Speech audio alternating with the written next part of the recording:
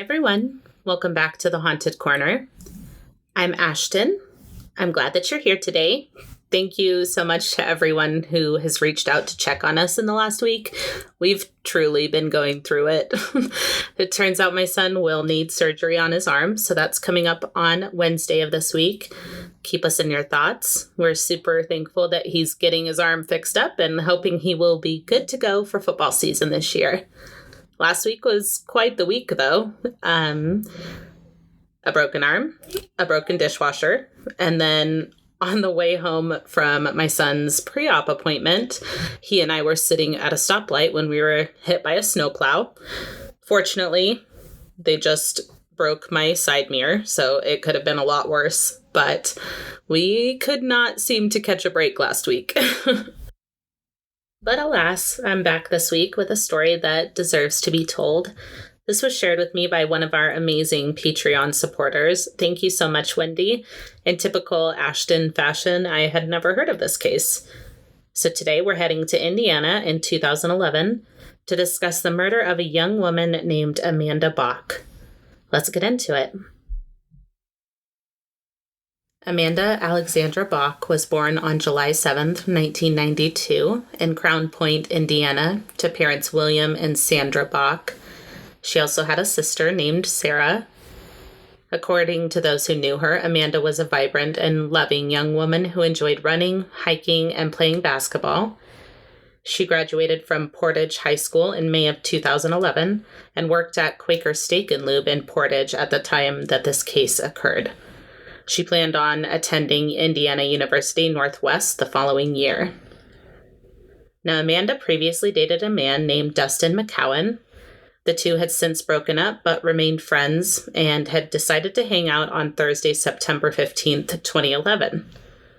Amanda left her house around 10 o'clock p.m. that Thursday, saying that she was going to visit a friend, but her parents knew that it was likely that she was going to spend time with Dustin.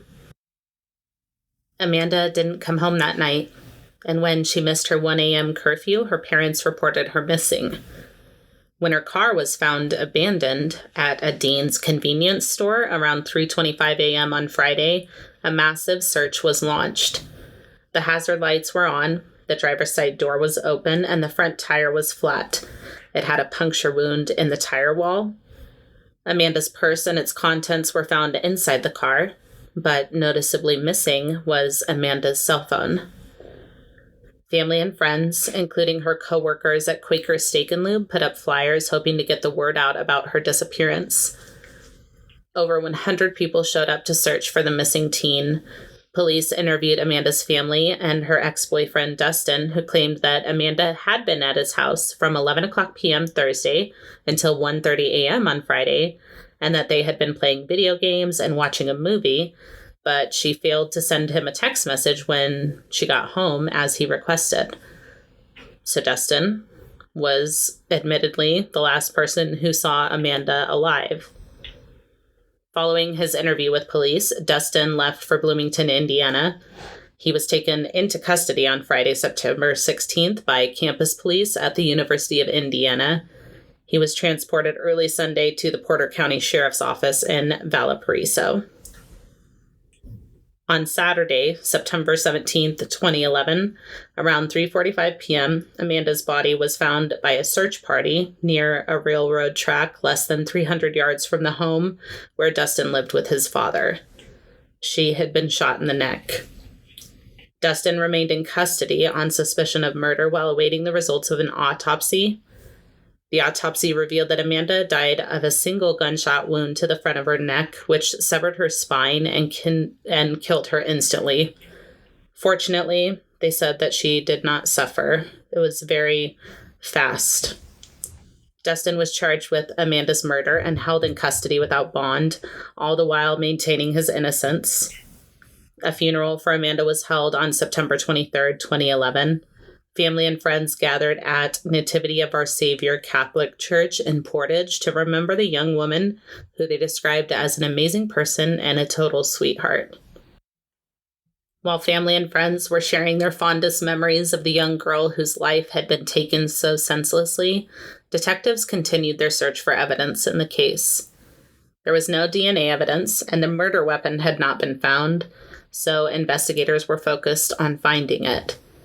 Tracker dogs assisted in the search for evidence and covered 2.5 miles of road between Dean's General Store, where Amanda's car was located, and the railroad tracks where her body was found, attempting to retrace the suspect's steps.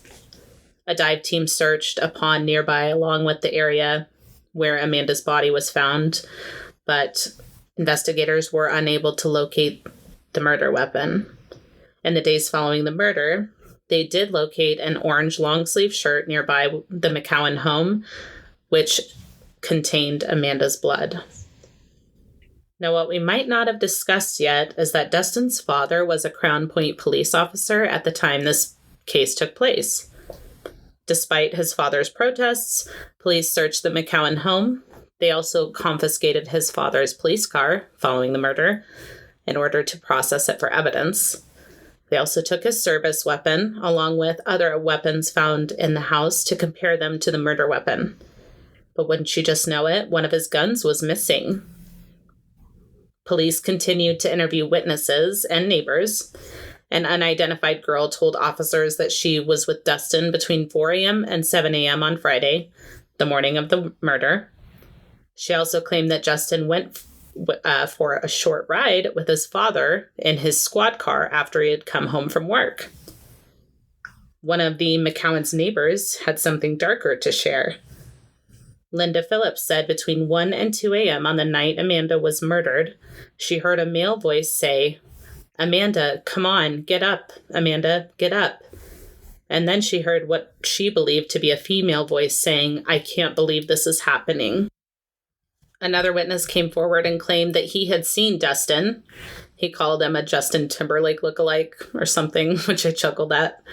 But he claimed he saw Dustin around 2:30 a.m., the night of the murder, walking down the main road between the store where Amanda's car was found and the McCowan house.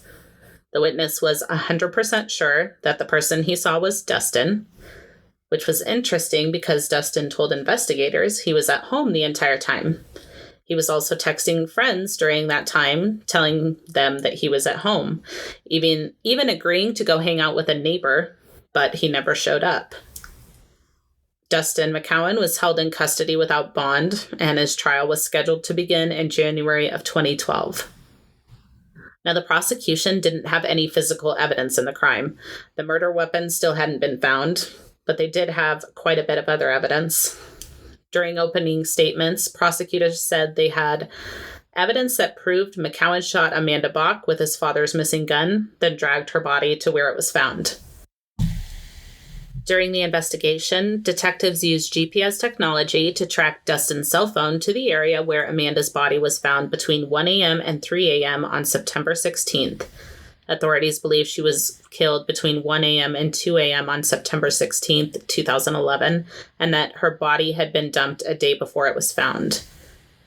Bloodhounds were also used during the search for evidence, and they traced Dustin's scent from his house to where Amanda's body was found at the railroad tracks. The defense took another approach and attempted to pin the murder on a search party member who discovered Amanda's body. His name is Nicholas Prochnow, and he suggested that police officers look around the railroad tracks where his fiancée had seen young people congregate. Nicholas said that on September 17th, he approached Valparaiso police officers who were searching in Wheeler and mentioned that his fiancée and he had talked about the area and thought police should know. While looking with police, Nicholas followed a path of trampled plants into bushes and found Amanda's body. The defense said that this was proof that he had planted her body there because he found it so quickly. That was all they had, really. Many witnesses were called to the stand, including Amanda's parents. Her mother reportedly urged Amanda to get away from Dustin. Sandra Bach claimed that she and Amanda had spoken on several occasions about her relationship with Dustin. Sandra claimed that he was emotionally abusive to Amanda. She claimed he became jealous when Amanda became close to one of their mutual friends named Brandon. Though he claimed they weren't dating, they were really close, and he felt like she was coming in between him and Dustin. Another witness at the trial was a man named Charles Wade III, who said Dustin had told him while they were locked up together he was concerned about police discovering blood and gunpowder evidence in connection with Amanda's death. Dustin said he accidentally struck Amanda in the nose on the night in question while reaching for her cell phone, and some of her blood may have dripped on the carpet of his home. Dustin also reportedly told Charles Wade he was getting a sweatshirt for the blood, and the sweatshirt may have gunpowder residue on it from him shooting earlier while wearing it. Like that, the math is not mathin', Dustin.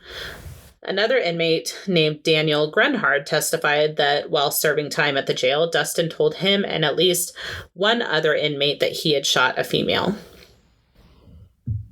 Now on to Joseph McCowan, the father of Dustin McCowan. He told jurors that he discovered a .38 caliber 5-shot revolver missing from his home on the day Amanda's body was found. He said he had the Smith & Wesson gun since 2005 or 2006 and had last seen the loaded weapon under the couch on September 12, 2011. An FBI firearm examiner testified that the bullet removed from Amanda's body was of the same design and cartridges turned over by Joseph McCowan for the missing gun. But it was also stated that the bullets could have been fired from a few different types and makes of guns in the .38 caliber family. Dustin's trial lasted 3 weeks, and before it was over, the defense had presented 11 witnesses, while the prosecution presented 43. The jury headed into deliberations, and it only took them 6.5 hours to find Dustin McCowan guilty of murder. He was sentenced to 60 years in prison. Immediately following the murder of Amanda Bach, the Porter County Sheriff's Department also began investigating Dustin McCowan's father, Officer Joseph Elliott McCowan, for his possible role in hiding key evidence, including Amanda's cell phone, the gun, etc. In April of 2013, though, the Porter County Sheriff's Department discontinued its investigation of Officer McCowan. Amanda's parents, Sandra and William, filed a lawsuit against Dustin and his father, claiming that Joseph McCowan didn't properly secure his firearms. A settlement was eventually reached, but there's no amount of money that can ever make it okay or fix what happened to Amanda. The Amanda Forum, which is a youth dating violence prevention project, was formed following her murder. And that is the story of the murder of Amanda Bach. Just so unbelievably tragic and unnecessary. Thanks for tuning in today. I hope you enjoyed the episode. Thank you so much, Wendy, for sharing this topic with me. If you have a topic you would like me to cover on the show, please send it my way. The sources for today's episode will be listed on the blog post for the episode at www.thehauntedcorner.com, and that will also be linked to in the show notes. Check out the other episodes of The Haunted Corner, available now wherever you listen to your favorite podcasts, with new episodes dropping every week. If you're enjoying the podcast and would like to share your support, head on over to Patreon. You'll have access to the exclusive Patreon-only episodes, early and ad-free access to the regular episodes, plus a lot more. Head on over to patreon.com/The Haunted Corner to join now. Follow us on social media at The Haunted Corner on Facebook, Instagram, YouTube, and TikTok. If you're enjoying the podcast, be sure to tell a friend and rate and review wherever you listen. That really helps the show. If you have a case suggestion or a correction to share, please send it to thehauntedcorner@gmail.com or submit it through the website. Check out the new food blog at thehauntedfoodie.com. And until next time, be kind and take care of yourselves and each other, and we'll see you soon. Bye.